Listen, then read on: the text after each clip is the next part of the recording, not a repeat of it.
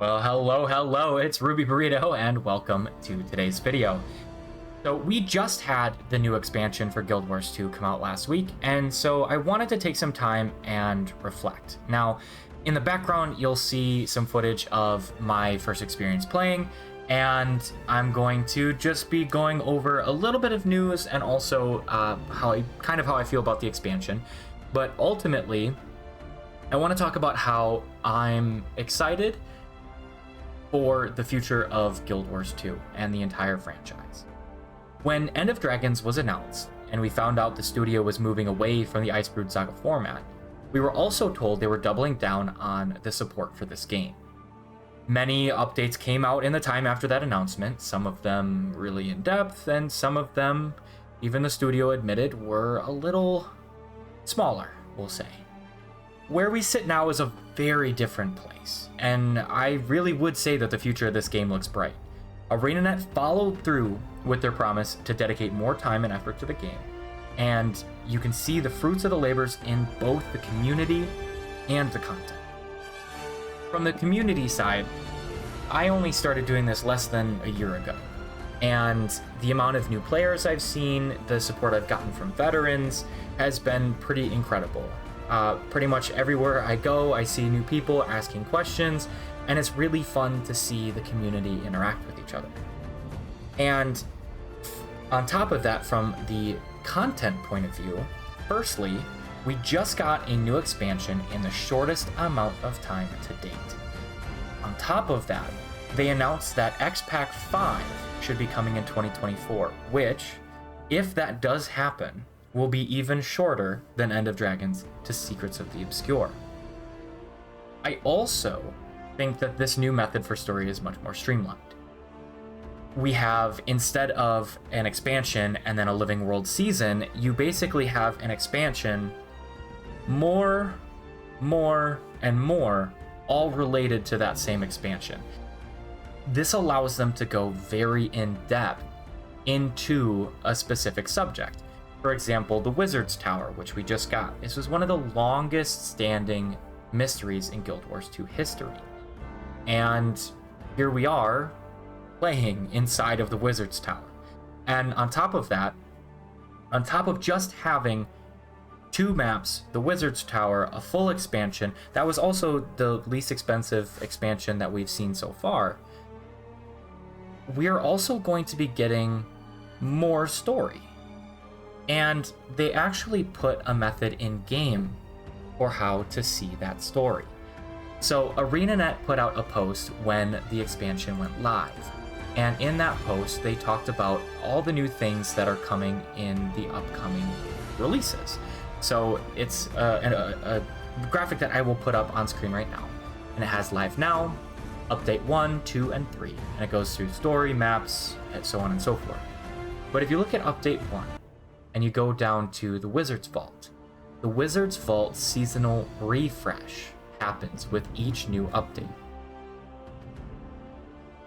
Now, if you go to the seasonal section within your Wizard's Vault, there's a countdown. So we may not have gotten the exact date of when the next update is coming. They did drop a graphic for August to October.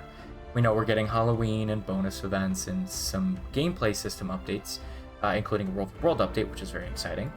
But we can now see that it's roughly going to be 70-something days between each of these updates if they stay consistent. And that's also pretty exciting because, to be honest, I know they can change that, but that's a pretty good way to give themselves a set date well into the future for when the next update is coming. So, expansion, free updates, expansion is going to be a very quick succession. And based on this expansion, based on the End of Dragons expansion and the Giala Delve 2 story updates, those 2 updates, while giving us a very small hint as to what was coming, I thought that they were pretty strong. I know not everybody was over the moon with those updates, but I really enjoyed playing them, and I liked the little bit of dialogue that we got on a regular basis in between the updates. It gives them a chance to deeply dive into the characters, and with Secrets of the Obscure, introduce us into new ones and new mysteries and new crazy areas of the world of Tyria. I was attempting to explain to somebody recently how to play through the existing story. And without going through verbally, as I was trying to type this out, I found it to be pretty difficult because the Living World seasons are still largely locked. I had also thought about doing a thoughts on Secrets of the Obscure video, but I kind of wanted to flip this towards the future. Because again, if you look at that same graphic, we have multiple maps, multiple strikes, we have the Weapon Master training, which probably took a fair bit of coding. We have 3 new masteries, the Wizard's Vault, which is an overhaul to the daily system, 2 sets of armor that are preluding a legendary set, which means they've been continuing to work on the legendary set this whole time. They overhauled and created relics, and they gave us a whole new gameplay feature, which is rift hunting. It may not be the same size, and it may not have taken the same length of time as expansions such as End of Dragons or Path of Fire. However, this is a lot of content. Love it or hate it, you can tell that the devs put a lot of time and effort into this. And I really do think it shows. And I really would like the devs to understand that we appreciate everything that they've been doing. I love this game. I've been playing this game since the betas, and I don't know if I'll stop before the game goes dead because it's that special to me. And there have been moments where I haven't loved everything that they did, but I knew, because of the studio that they are, that they would come back and create some wonderful things. The visuals in this expansion were fantastic. That you could tell that they did reuse assets, but to be honest, I thought it was in a pretty well done manner. Because you have mobs that are fighting similar to mobs in the past, but if you have new players, they will have never fought these mobs. And instead of taking tons of time to create unique mobs every single time, and unique attacks and unique fighting styles every single time they have a new zone, I think it was a very well done method to save dev time. If this is the type of content that we're going to be getting in the future, I really do believe that Guild Wars 2 has a bright future. And I'm excited to play it with you guys.